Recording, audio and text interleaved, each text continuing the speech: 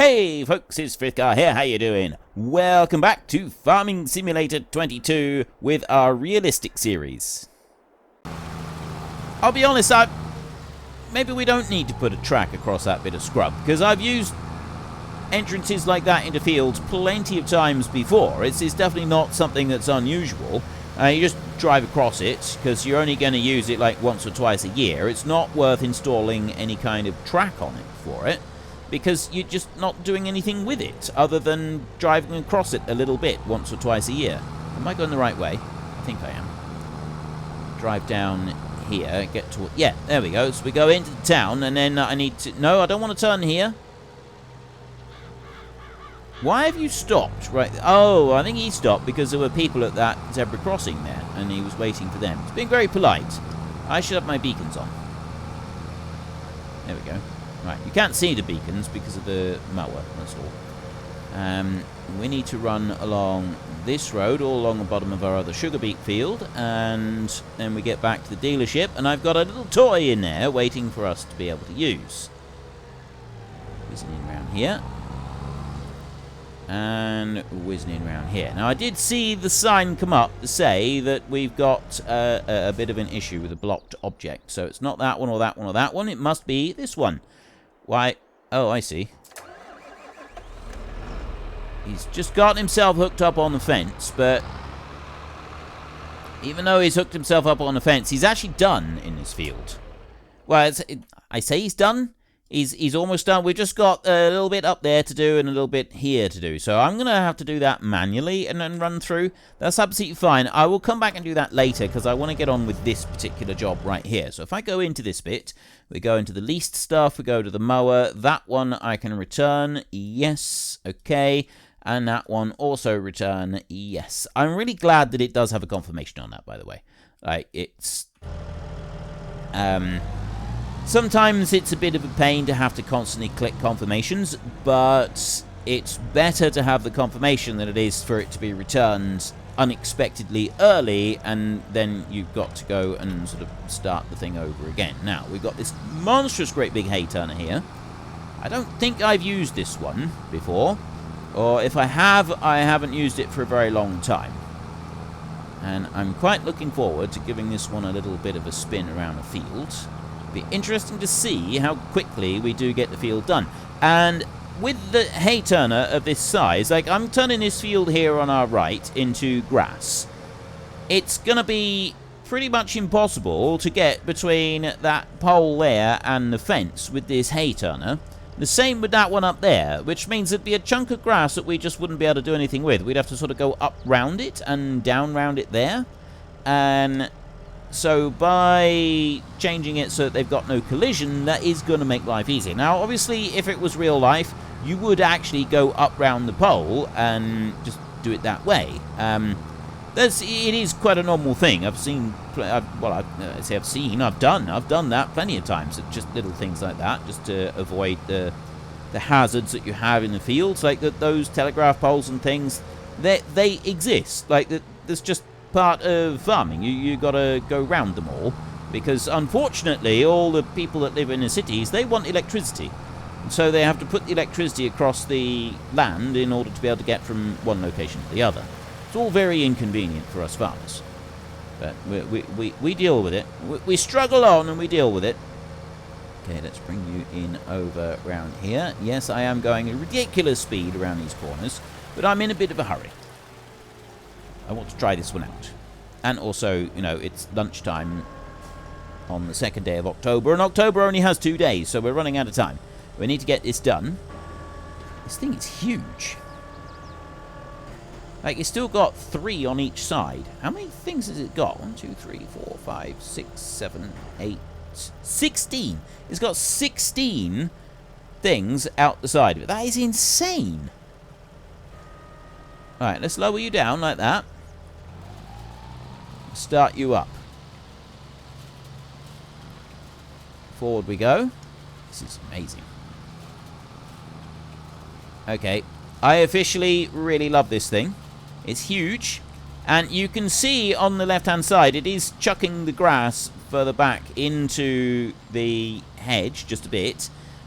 which would be inconvenient, except that, like, if we had the machine, if we'd had a mower that wouldn't, like, swath the edge like that, it would be a lot more difficult than what we've got at the moment. Now, ordinarily, you wouldn't try and make hay in October, right? I don't know anyone that would try and make hay in October. It's just not going to be warm enough to be able to dry the grass out before it rots in the field. I'm sure it could be done. I'm absolutely certain it could be done, but it's going to be a bit hit and miss. And if you do eventually actually get the stuff to dry out in the cooler temperatures, it's still not going to be very good hay. You're going to end up with dry, dusty old stuff that's just not very good quality in the slightest. So you wouldn't want to do this if you could help it. If you could avoid having to make hay in October, then you would want to avoid it. Like, your better bet would be making hay in June. June is the best month of the year to make hay. May is when you go in and you start doing your first cuts of silage. Some people will even go and take the first cut of silage in the last week of April. I've seen people doing silage in April. It's a bit unusual. You do normally, it's on into May before you do it. But the end of May, beginning of June, you can get some very good hay. There's a high sugar content of the grass about that point. Some people do prefer to leave it a little bit longer than that. It does depend on the land that you've got. It also depends on the animals that you've got. I know some farmers who won't cut grass until October, sorry, I'm thinking of October at the moment. I know some farmers who won't cut grass until August, because they have a variety of different birds that nest in their fields. Because there's quite a lot of ground nesting birds in this country. And they nest in the field. I've got a little bit of grass that is not properly being turned here, but that is the shape of the field with this really, really long turner, I'm thinking. That's what's causing this problem. I don't like this at all. That's going to cause us some problems later, so I'm going to have to go over this again and try and get all of this out. But there's definitely bits there that are not turning. So, I mean, if we go over it a second time, it'll probably get all of these bits that we're missing. But along that line there was definitely quite a few bits that we ended up missing, which I don't like. See? That's terrible. There's loads of them. Let's try going back the other way and see if we get that. It's quite slow, this machine here, going along the field, but at least it's getting the job done. We are at least doing the turning. And going back the other way is now getting the little bits that we missed. If there's any other bits that we do leave behind on this second time around, I will just leave them. And they'll either get picked up with the baler or they won't. So this is telling me, actually, that the next time we do hay in this field, we don't really want to be using this really big hay turner, so we'll try a different one. There's other options for hay turners, and we've got some other big ones as well. I think we just need one that will follow the contours of the field a little bit better than this, because that's all it is. The issue here is that there's a dip in the field, and that's the one thing that this game really struggles with. If there's a, I can't remember, I think it's concave is the dip goes in, and convex the dip goes out. So that's concave down there, and then over the top of the hill over there, that's convex. And if it's a convex curve, the machinery in this game will generally cope with it pretty well, and if it's the other way around, the machinery in this game doesn't cope with it at all. This here is fairly level, and it's still leaving it behind, so I'm just of the opinion that this hay turner is not very good. It might be the speed I'm traveling at. I'm doing 15k. I haven't got it going any faster than the base game would allow it to, but it still seems to be struggling a lot. Like, we're leaving massive amounts behind. This is terrible. I don't know if that's because, like, 4x maps in FS17, you used to have really bad issues with the 4x maps, because you couldn't turn the grass very well, but it was only in one direction, and that always ended up that caused quite a lot of problems. But I don't know. I wouldn't have thought there's anything like that. I think it's just the shape of the field. going down the hill from up here, like all of this going up the hill on that side, down over here, I'm not missing any of it at all. It's only going across the field down the bottom down there. So for whatever reason, it really doesn't like that bit. I don't know why. But once we finish doing the field, like we'll have gone over that another time as well, because, you know, going down there and turning, that's going to, turning the turner, that's going to just take all of those little bits out anyway. There. So it's not going to cause us any problems, because we are going to be able to cure it all. But it's interesting to see that we do have this little bit of a problem here, and I'm curious if it's the map or if it's some other reason. So I'm just going to bring this one up, and I'm going to head across this direction now, and we'll see if it still does it. It does. It's doing it really badly, but it's only in this direction. How peculiar. How really peculiar.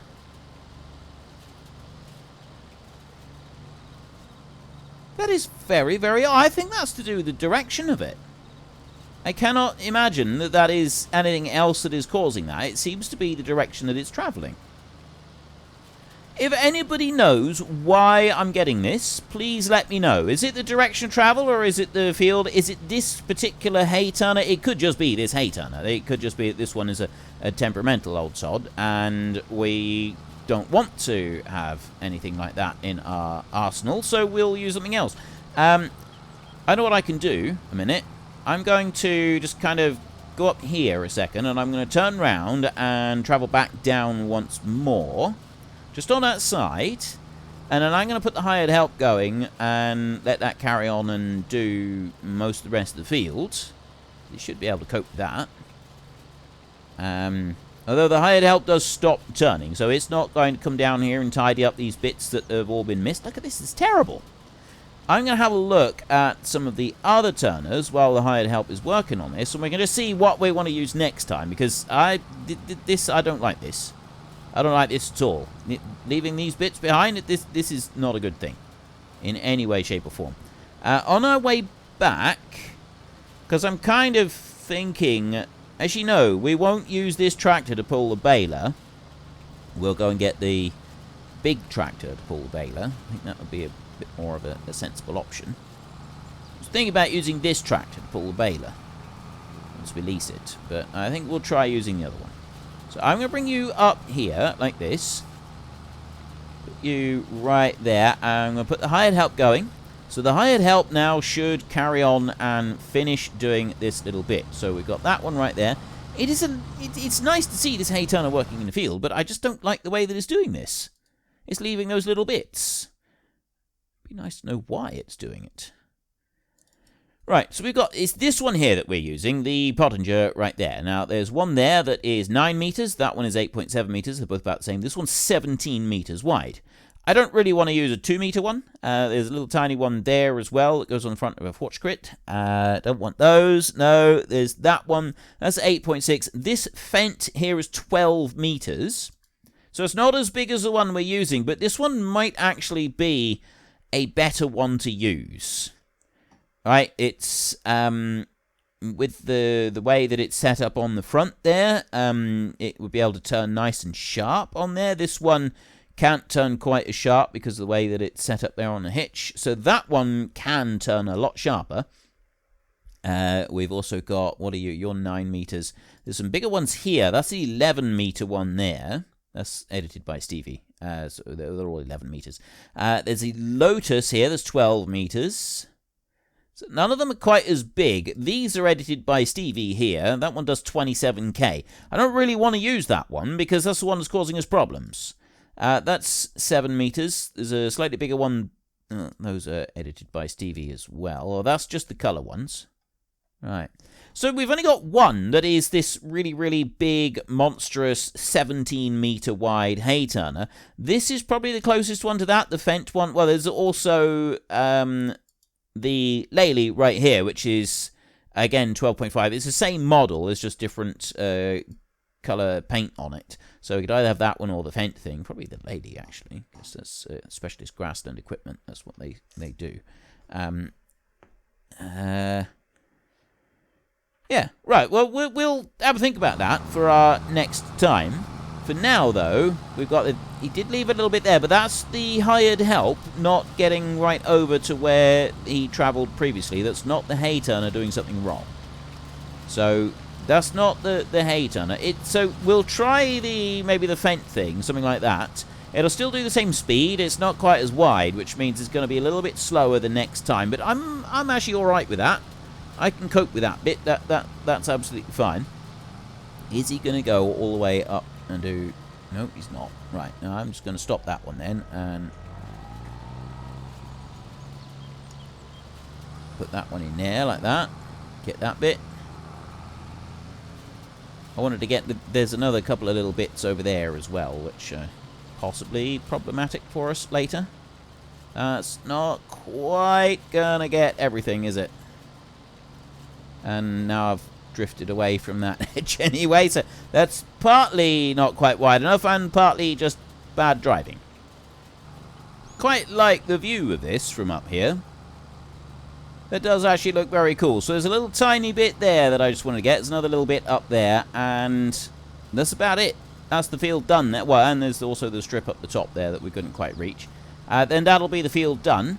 Our next task is to go and get the baler, and we need to decide how wide we're going to have the bits on the front. Now, I'm not entirely sure how wide they would be for a real-life baler of that type. So I'm going to do a little bit of research very quickly and see if I can find anything about it. If I can, that would be absolutely fantastic, and then we can carry on from there. So that job is now done. We've now done all of this. I will just drive down this way and let's just lift that one a minute and see if there's any bits that we've left behind down here. I don't think there is, so I'm going to stop that one and start folding it up. Right there. I really want to be racing along the field with this one folding up. It's a bit delicate for that, isn't it? Let's be a bit more careful. So I'm going to want this tractor here to do the baling, and in order to be able to free this tractor up, I need to just finish this little job that we're doing right here. So I've got to finish doing this little bit of weeding. That's the last of the weeding done, at least on this crop. We've got the wheat and the barley here, that's all weeded out. There'll be weeding that we need to do on field 24 because I haven't ploughed that one. The great big field over the other side that we did the silage in, that one is now fine. We can carry on with that. I just had a thought. We've gone through another day and it's lunchtime now. The reason that I didn't lease the baler already was because I was toying with the idea of actually buying the baler. I don't know whether I actually said that out loud, but yeah, that if we could buy the baler, that would be really, really useful. So we need to be able to... I'm going to have to just jump up to the biogas plant and see if the silage up there is ready. Because if the silage is ready, we want to be able to actually start putting that silage into the biogas plant so that we can sell it. Now, I'm not sure, though, if we get the money straight away or if you have to wait until midnight. Because you had... Well, there was actually both options in FS19. Sometimes you'd put the stuff in and then you wouldn't get paid until midnight, and other times you would get paid as it was being used up. So there were... Both systems were in play in FS19. If it's one that we don't get paid until midnight, that's going to be a little bit inconvenient for us because it means that we don't get any money now, which means that we can't go and buy that baler. We will just have to go and lease it. Either that or we take out a bit of extra loan and then we can pay the loan off in a few... Yeah, might actually be a better option because we're running out of time. That's the other issue, is we are slowly running out of time. Like that time there is ticking down. It's lunchtime on the second day and we've got to get that baling done. So I think it would be better. I want to buy the baler. The reason I want to buy the baler is because that's the one that I'm going to be using for pretty much all of the crops that we do from now on. And if I'm going to be using the baler that often, I don't want to keep leasing the thing. It's just going to get way too expensive. So I feel that it would be better if we could actually buy the thing. And I do, like, I have already gone and borrowed a load of money, but I do feel that we're in a position where we can prove to the bank manager that we don't need any of his money, and therefore he's likely to let us have a bit more. Is that where I'm... Yeah, that's where there was a little tiny bit of weed left. Not much. There's a couple little tiny spots of weed left, but honestly, well, they're over there. It's not worth going after. Okay, that's fine. Right, we're done here. Let's fold you up. And I just want to take a quick look at these balers. So I've got 4 options that we've got here. We've got CLAAS, we've got Krone, we've got New Holland, and we've got CASE. There's a €4,500 difference between them. I don't know why. That one's 185,500, 185, 189,500. So what's the difference between these? That's what I want to know. Requires 250 horsepower, 10.3 meters, 20 kilometers an hour. This one is a heavier baler, 10.3 meters. It's the same, 20 kilometers, requires 250. I don't see any difference other than like the type of model that we've got that we're looking at. And the Krone, I quite like Krone. I've always quite liked them. So I'm thinking that we would go with this one. Now, the thing is, you can have a silage additive tank if you want to on here. So we could add that for another $2,000. I'm not going to be doing silage bales, so that's not going to matter. Baler, main color. We can have anything we want. We can have John Deere yellow chrome. We can basically have a gold one. A gold. We can have metallic red. We're not going to do that. We'll stick with the Krone green. If we're going to have the Krone, we will stick with the Krone green on this one. Brand decals, Lizard. Case. Oh, that's for the bit on the front, on here, look. There, see? And you got Lizard, Nunn, Pottinger, New Holland, Massey, Kuhn, Kubota, Krone. That's the ones that we'll want on there if we're going to have any. The working speed we will keep at 20 kilometers an hour. We can always change that if we're buying it. The model RTR 100.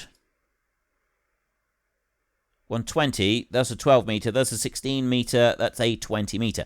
Now, I don't think that there would be any baler that would have that on it. I think that's too big. I don't think that that would actually physically work. This, I do believe, would work, a 10 meter one. Whether or not we could get a slightly bigger one than that, that's the bit that I want to find out. There's actually quite a few different examples of these things. Some of them are definitely bigger than this, rather than, well, it did actually kind of look a bit like that. You got this one here, and then you got that, and then there was one that was bigger still. It didn't look like this. It basically had kind of an extension on the end that was fastened to it, rather than just being stretched out like this.